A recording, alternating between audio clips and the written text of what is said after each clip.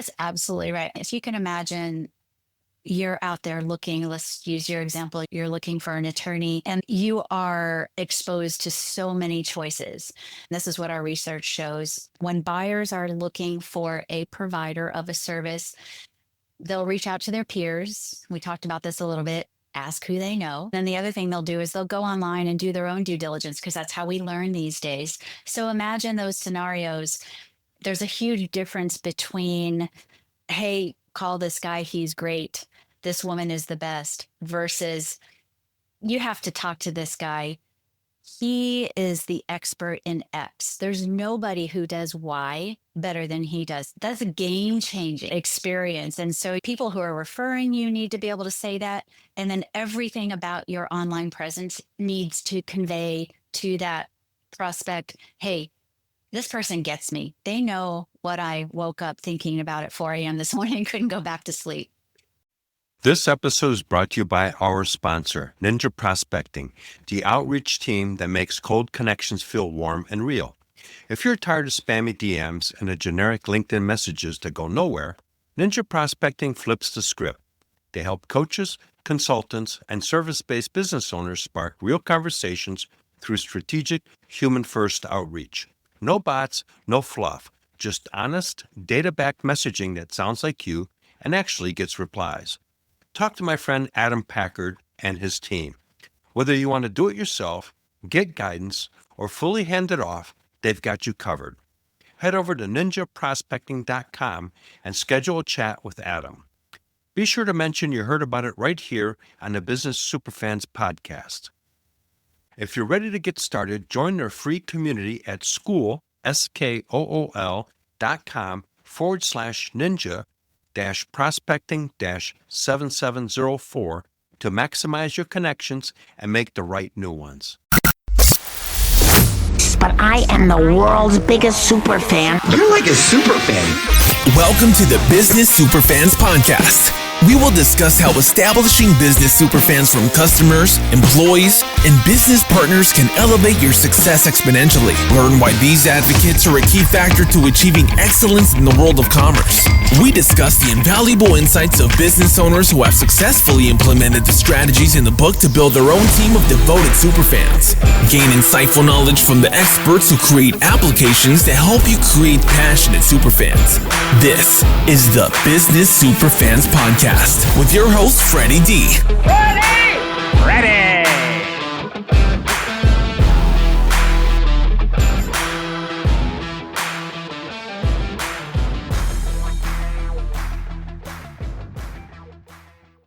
Hey, superfan, superstar, Freddie D here. In this episode 127, we're joined by Elizabeth Harr, a powerhouse in brand management and growth strategies for professional service firms.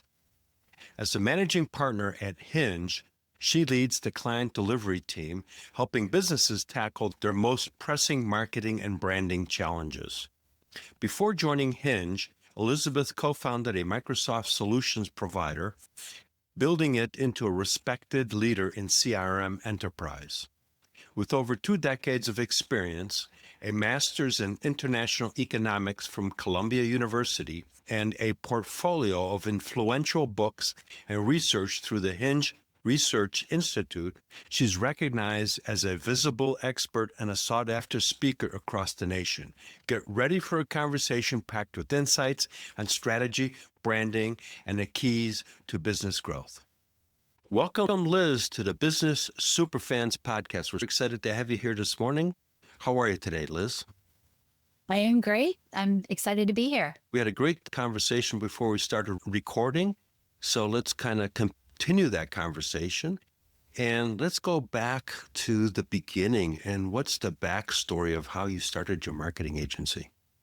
It's interesting. My journey is very non-traditional. So I have a master's in economics, and nothing in my Hinge days had anything to do with pure marketing, whether professionally or academically. I started a software company in 2000 and managed to get that through the crisis that we all experienced in 07, 08, 09.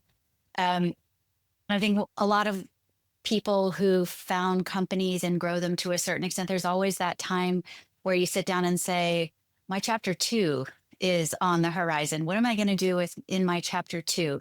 And that was really a turning point for me as well. I realized I wasn't so passionate about software necessarily. What I was passionate about was growing companies and the strategy involved in doing that. So, one of the things I did when I was a small business owner is I hired a coach, like a lot of executives do. Mhm. And that coach was the CEO of a company that would later be Hinge. So it was my coach who I was sitting down with during my discussion on chapter 2. And the more I learned about his vision for Hinge and the more he learned about what I wanted to do in terms of growing companies, we said, we got to work together. So that's how I got to my journey at Hinge. Hinge's journey is also very interesting because it used to be just a design only marketing firm. And as Lee Fredrickson, who's the founder of Hinge, was thinking about the the marketplace, he realized there are some really good answers out there for B2C firms on how to go to market. B2B and more importantly, professional services, they have no idea. They have no idea how they should be marketing, and there's no good answer. And so that's where Hinge was born, out of a desire to just provide a solid answer to leaders of professional services firms on how they should be using marketing as a vehicle for growth. I would totally agree. And it's a great story, but you're absolutely correct because it's one thing to sell to B2B and it's another thing to sell to B2C. And it's a completely different mindset. And especially if you're doing services and it's going to a B2C. So you think of home improvement industry and you think of a multitude of other areas. It's a completely different animal. And, It really is. when I was selling manufacturing software, it was pretty easy. I was selling in the tool and die space. So it's burned in my brain. SIC code 3544 was all the tool and die shops. And I used to buy a directory and these were the president, the vice president. That's the VP of manufacturing. There's 212 companies in this state and 172 in that state. That's my market. That's where I go. And boom. But when you're dealing with a whole different aspect, it's a whole different animal because you got to really connect with those people in a unique way. And it sounds like you guys have kind of cracked the code on that. We think so. And that's what our clients tell us. So I'll go with that. But I think the main distinction is when you're selling to consumers, it very much is about the shiny rock and the flashy tagline. And that's not an insult to consumers, by the way. It's just there's so much out there. So you got to stand out. And that's usually what helps you stand out. When it comes to services, that doesn't cut it. You're working with a very sophisticated set of buyers. You probably experienced that yourself. And they're not swayed by anything that appears to be fluff or noise. What they want is your true, authentic expertise.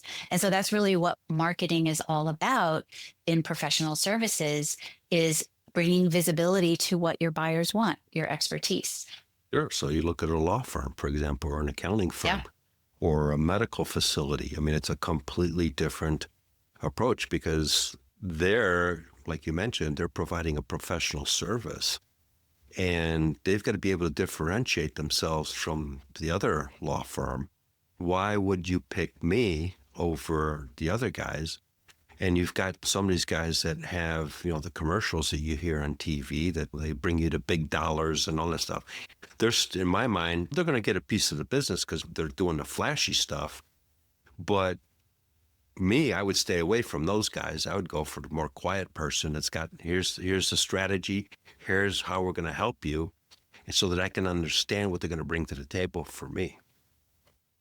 That's absolutely right. If you can imagine, you're out there looking, let's use your example, you're looking for an attorney and you are exposed to so many choices. This is what our research shows. When buyers are looking for a provider of a service, they'll reach out to their peers. We talked about this a little bit, ask who they know. And then the other thing they'll do is they'll go online and do their own due diligence because that's how we learn these days. So imagine those scenarios.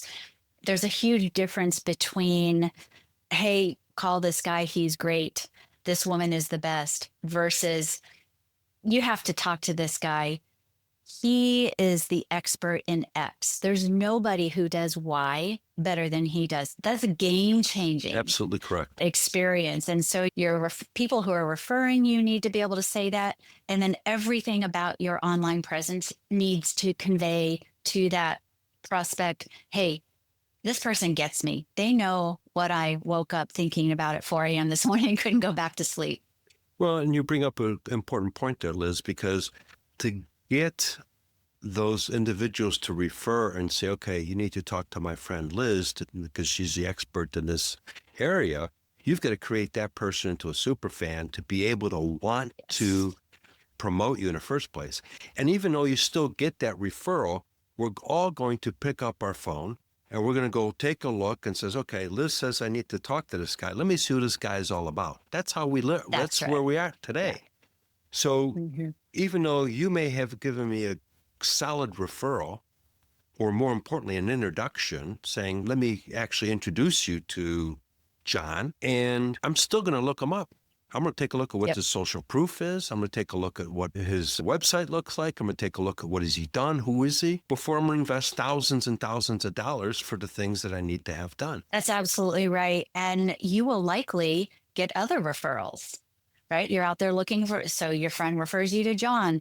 Somebody else is going to refer you to somebody else, and so on. It's an unlikely scenario where you have one referral and you are okay with just that one referral. You are likely going to go out and get a handful of experts to consider. Yep. So those experts, they have to stand out meaningfully. Exactly.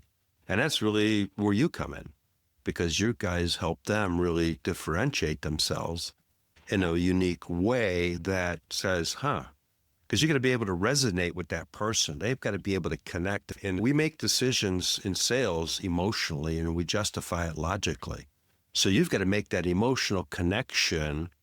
And sometimes it's not verbal. So it's got to be visual and in the choices of words so that it resonates with that person. They'll pick up the phone and make the phone call to contact that person. Because unless that happens, doesn't matter.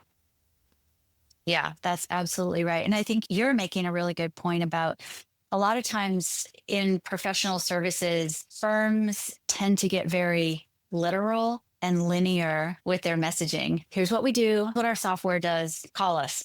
And I think you're really hitting on a strong point that we try to help our own clients understand. There's a time and space to explain what your software does or what your service does. In the center, it has to be, how do you address the problem that your clients are grappling with in a differentiated way and in a way that ports directly over to what's important to your clients. And as you say, you can do that with imagery, you can do that with headlines, but this is like strategic thinking here. It's not the pay an agency to come up with a just do it type of slogan.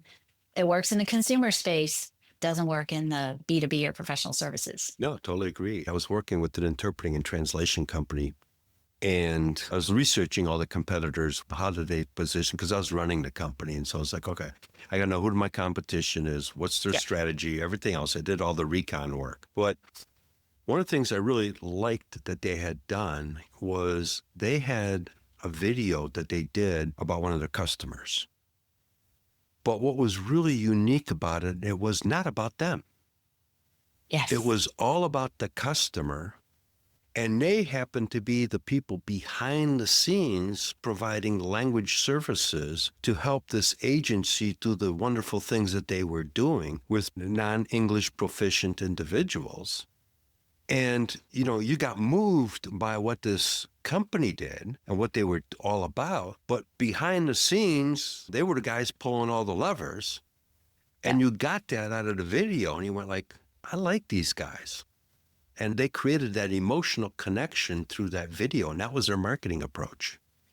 Yeah, I think the more firms can approach their marketing through the lens of what's going to resonate with my buyers, as opposed to what so many firms do, which is here's who we are, here's what we do. So how wonderful we are. Yeah. One thing I often tell our clients is don't fall into the trap of selling and telling. Doesn't work. You've got to educate and resonate. And when you think about those two things are polar opposites. Selling and telling is the linear equation that I was talking about earlier.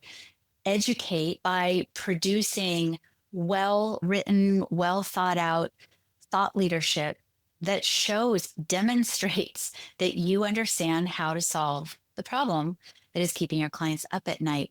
And when you do that, that's the resonance you and I were talking about earlier. Someone goes to your website, checks you out, and they see that type of thought leadership.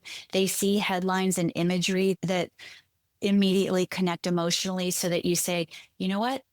This software company that sells this thing that I think I'm interested in, they get that what I'm really after at the end of the day is growth, profitability, or efficiency. But yeah, the software is just a vehicle to that. So you really do have to think through how your whole online persona connects. It's just so much more than who you are, what you do. Oh, sure. You bring back some memories. I'd say I was probably ahead of the curve in some areas. As I mentioned before we started recording, I got into the SaaS space in its very infancy. And so I had the wild ride of like the Mad Men series of the marketing days. I rode that wave in the computer industry. It was a blast up till about mid-90s.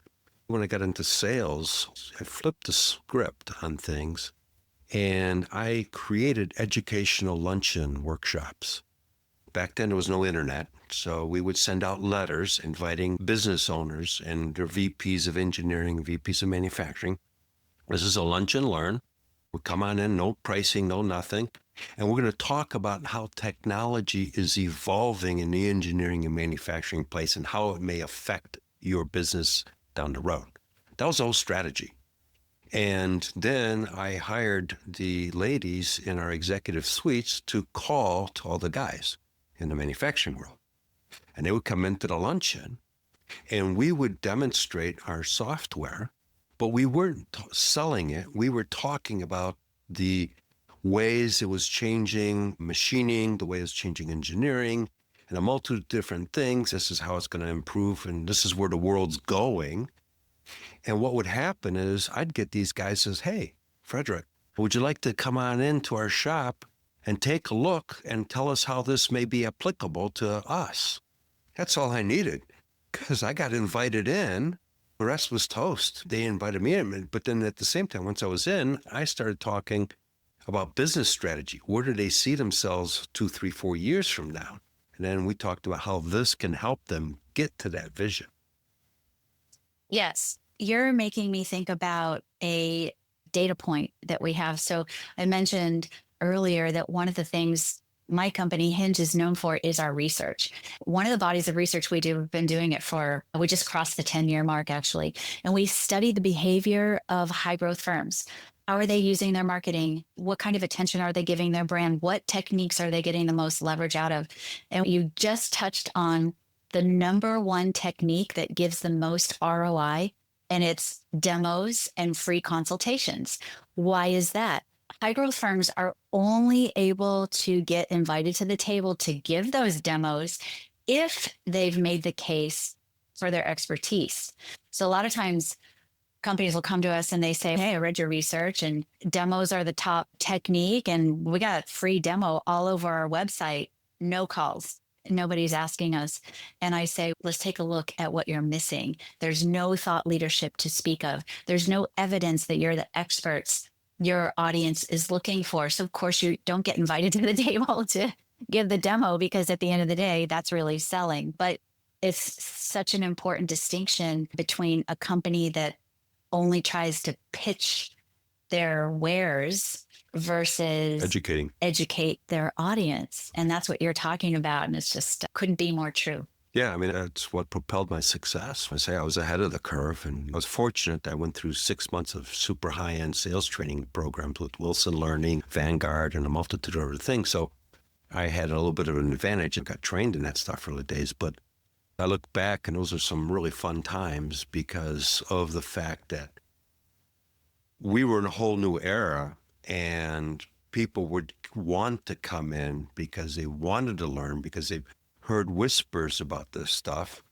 So they wanted to check it out for themselves. And people can still apply that today if they do it in a clever way, because now we're bombarded with AI and all this stuff. So one of the ways is you can create a workshop that says, hey, come on in and let's take a look at what this technology is all about. And here's some ideas that you apply it. And then it just creates the conversation. To me, that's the secret, is you create the conversation. From there, it's up to you. Yeah, I like what you're saying about create the conversation. So another technique that delivers so much ROI is something I mentioned a second ago: free consultations, free assessments. This is the best business development opportunity that Sure. a firm can have. And so if you begin to use your website or any other marketing materials to promote the fact that, hey, you can call me, we'll talk for an hour about these 4 things regarding the health or the growth of your firm, fill in the blank to whatever's going to be relevant to your audience. But that's very different than a contact us and fill out this form. We'll talk. That doesn't get much leverage, but a free assessment. We'll talk for an hour. We're going to look at these 5 aspects of your firm, and I can let you know the different KPIs that you need to be aware of, or the 4 signals that you're headed in the wrong direction. And then you have your opportunity to pitch your software and how it addresses that, or your service. Sure, because now what you're doing is you're giving value. So they're already getting value Yes. right off the bat. And once you get that value, then all of a sudden you go, well, that was some good stuff. I want to continue that conversation. So it's really key, though, is that when you do get that consultation, to really knock it out of the park with the value that you're providing. Yeah, I want to tie that back to something you talked about a second ago, which is a premise of what you do, which is creating super fans. I've experienced this myself. I don't know if you've had this experience where I talk to a prospect, I'm educating them and conveying my expertise, and they might not have been ready to sell, but there's something magical that happens in that transaction. They become super fans without even using your service. I've had a handful of referrals come to me by people who haven't even used our company, but that initial interaction during the sales process was so valuable. They walked away with the tangible things they could do to improve without even paying me a dime. That creates super fans too. Absolutely correct. I mean, you couldn't have nailed that out of the ballpark any better, because the reality is what you just did is you provide so much value that they're just going to think back and go, wow. They're taken back. First, they got to process it. And then absolutely, they're going to go, wow, Liz really helped me out here. And then they're going to be out there with their friends, and they're going to all of a sudden say, you know what? You need to talk to my friend Liz. And it's going to be my friend Liz. Yeah. And that's how that momentum goes. And the people overlook that. One of my quotes that I talk about is the little things are really the big things. What you just described there was really a little thing. But to that individual, it was a big thing. And when that happens, that's how you transform superfans. And superfans, I'll use the Chicago Cubs as a perfect example, okay? We all know the Chicago Cubs around the whole country. The world probably knows about them. They had superfans for decades waiting for them to win a World Series. They finally did, but it took almost 100 years. But the bottom line was they had superfans that stuck with them through thick and thin. And when you create superfans for your business, they're going to stick with you through thick and thin.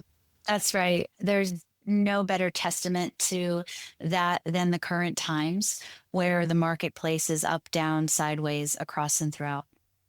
And it's very difficult. It's not just about one event, it's a multitude of events, and we just can't catch a break. I think a lot of times in instances like that, leaders say, we got to cut corners. Probably marketing is the first thing to cut. If you approach marketing as a vehicle for what they're truly after, which is smart and sustained and predictable growth, then what you're talking about is becomes the reality, and they rely on you. You are that sounding board. You're not just someone to talk about an email campaign. You're here to talk about what is going to sustain their payroll for the coming years and what's the strategy behind it. So I really resonate with what you said. Oh, yeah. Thank you. And, you look at Walmart. Walmart put the gas pedal down when everything was all upside down. And look at where they're at today. Yes. So that's a lesson for people that are listening. When things get turmoil, sometimes it's time to put the gas pedal down because that's the opportunity. The window's there. You can dominate your market space. That's right. So Liz, let's talk a little bit about a company that you worked with and you kind of transformed them into what I would call a super fan because of the work that you guys did. So what's that story? There's a lot that come to mind, but it's funny that your background is in the software space. So we worked with a client. This was many moons ago, at least a decade. And they were a small boutique software company, very literal guys and very technical people. And when we met, their pipeline had stalled, couldn't really get new business. They were drinking the Kool-Aid that we were putting out there. You got to bring visibility to your expertise, but they were super skeptical that we, marketing people, could understand them well enough to actually do this for them and help them. So they're willing to listen, but with a big degree of skepticism. And so we started working with them. And one of the things we started doing was overhauling all this very technical content that they were putting out there with every acronym under the sun that you can think of. And it would require a technologist to just get through that, digest it, and understand how to apply it. We overhauled that, wrote it for a C-level reader who isn't the technologist, who is interested in growth and wants to learn, how can I apply this technology to my growth equation? And it was so gratifying because shortly into our work with them, the CEO, the client we were working with, said, "Your content is knocking my socks off." I just remember that quote. And it was to take somebody who had that healthy dose of skepticism about, can you really do this? And will it really work? And we showed them that it works. Later, about 13 months after we brought visibility to them, and it was through their expertise kind of foundation, they were acquired by a very large tech player out there. And so they went from, I think they were under 1.5 million in revenues when they came to us, and they catapulted way past that once they were acquired. Well, the story. So you could say those guys were big time super fans.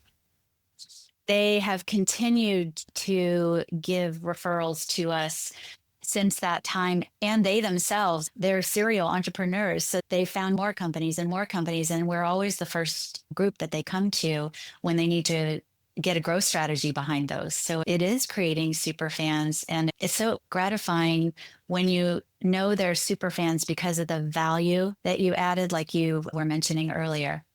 And it really doesn't cost a lot to create those super fans.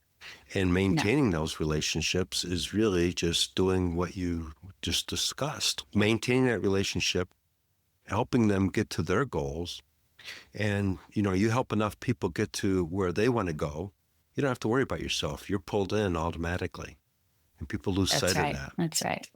So what are some of the services that you guys offer? In a way, we're a full service marketing agency. So we build strategies, we build tools like websites and collateral, and we also implement. So the story I was just telling, where we will do the tactical part of whatever the strategy says. So I think the way to think about our services is almost as an outsourced marketing team and sounding board for companies who either don't have any marketing people at all, or they have a marketing team, but that team is rooted in traditional marketing as opposed to what it takes to really get traction in today's digital marketplace.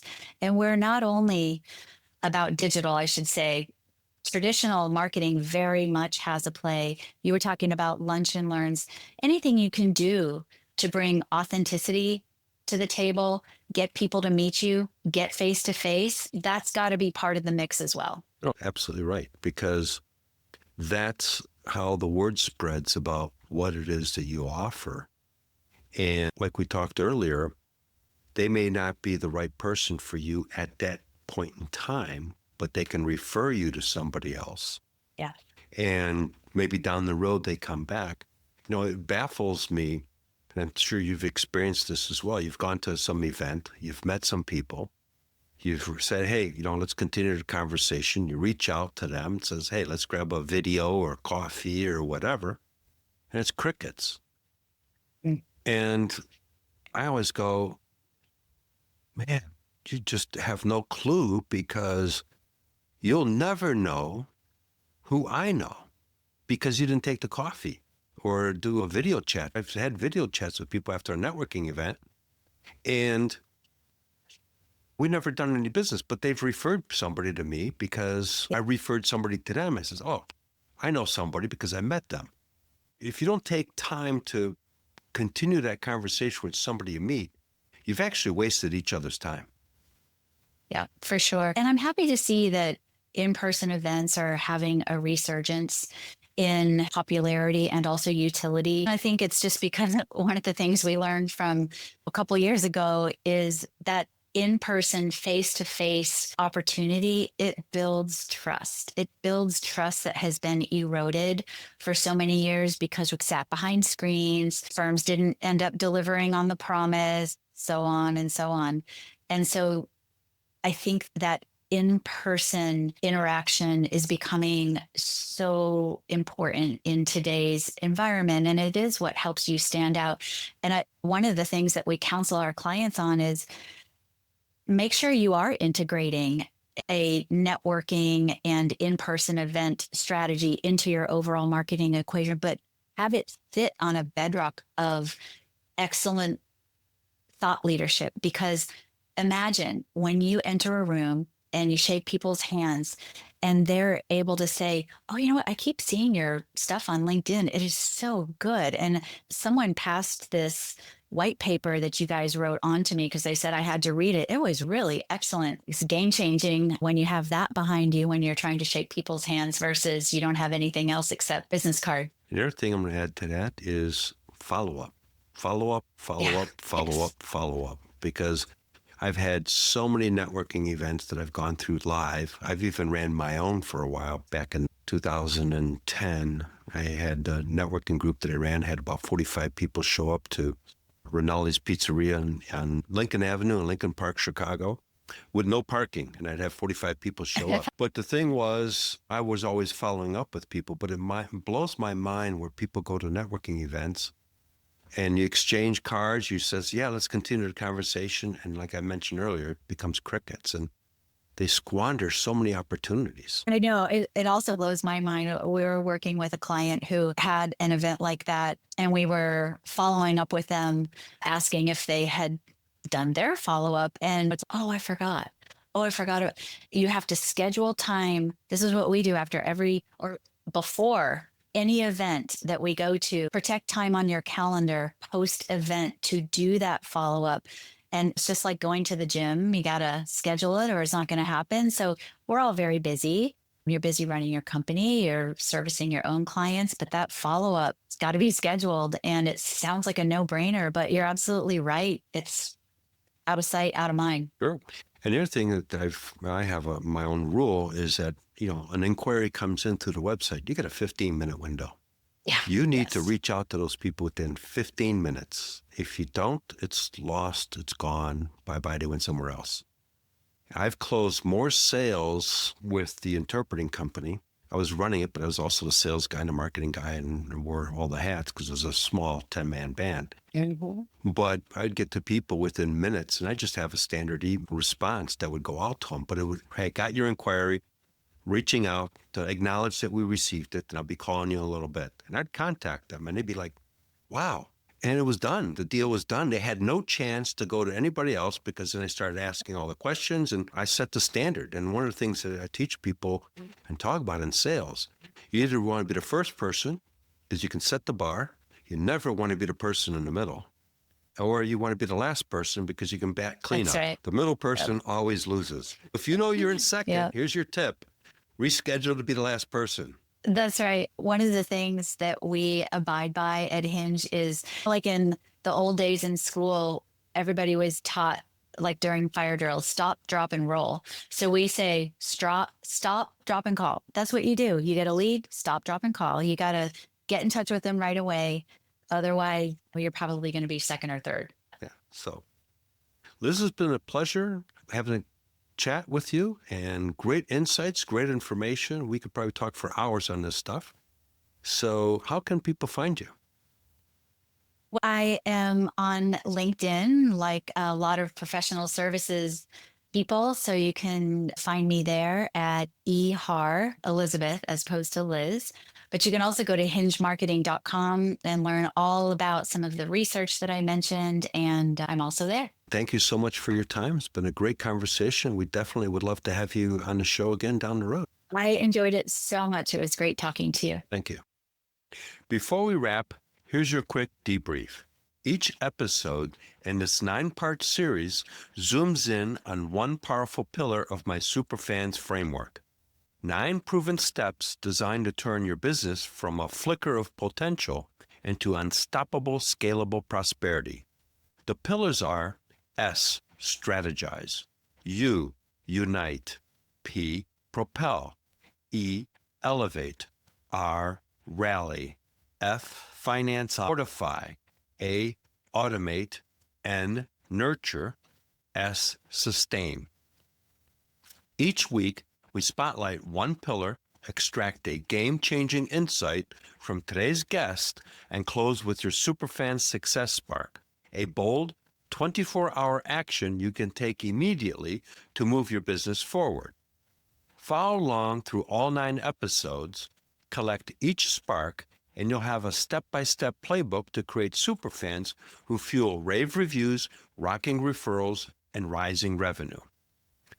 Then we reset the cycle with 9 brand new sparks, fresh guests, and even more strategies to help you scale with clarity, purpose, and unstoppable momentum. Ready? Here's this episode's spark.